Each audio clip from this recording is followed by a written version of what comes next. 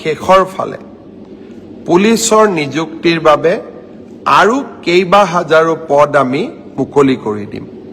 আজি যিসকলে পুলিচত চাকৰি মই অনুৰোধ কৰিম নৱেম্বৰত আপোনালোকে আকৌ আবেদন কৰক।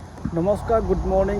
মই পলাশ, আপোনালোকে চাই আছে পলাশ আছাম। এটা নতুন আপডেট লৈ আহিছোঁ। যিহেতু অসম পুলিচৰ 10 অক্টোবৰ 11 অক্টোবৰ ADRE বা SI আছাম কমাণ্ডো বেটেলিয়ন যিবিলাক বিভাগ আছিলে সকলোবোৰ লিষ্ট পাইছে আৰু এটা লিষ্ট বাকী আছে ADRE 4th গ্ৰেড, তেওঁলোকৰ 15 অক্টোবৰ তাৰিখে দিব। আৰু আজি আপডেটটো হৈছে নিউ ভেকেঞ্চি। যিহেতু চাকৰি হৈছে আৰু নহৈছে, যোনসকলৰ চাকৰি হ'লে সকলোৱে শুভেচ্ছা দিলোঁ আৰু যোনসকলৰ কেনেবাকৈ নামটো নাহিলে, চিলেকশ্যন নহ'লে তেওঁলোকক কৈছোঁ নিউ ভেকেঞ্চি নৱেম্বৰ মাহত দিব।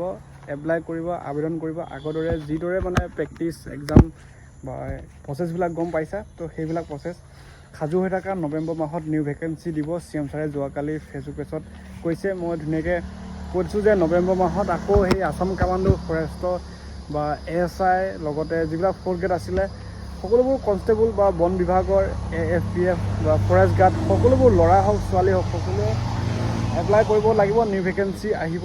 এটা মোৰ ইউটিউব চেনেল আছে পলাশ আছাম, তাতো গৈ ফ'ল'টো ছাবস্ক্ৰাইবটো কৰি ল'ব। এনেকৈ তাতে আপডেটবোৰ দি থাকোঁ। আৰু এতিয়া বহুতে কমেণ্ট কৰে হাইট কিমান লাগিব বা কেনেকুৱা কোৱালিফিকেশ্যন লাগিব, সেইবিলাক মই ইউটিউবৰ যোগেদি শ্বেয়াৰ কৰোঁ। তাতো গৈ ছাবস্ক্ৰাইবটো কৰি ল'ব। আৰু ইয়াত যদি প্ৰথম চাইছা ইনষ্টা ID ত ফ'ল' কৰি ল'বা।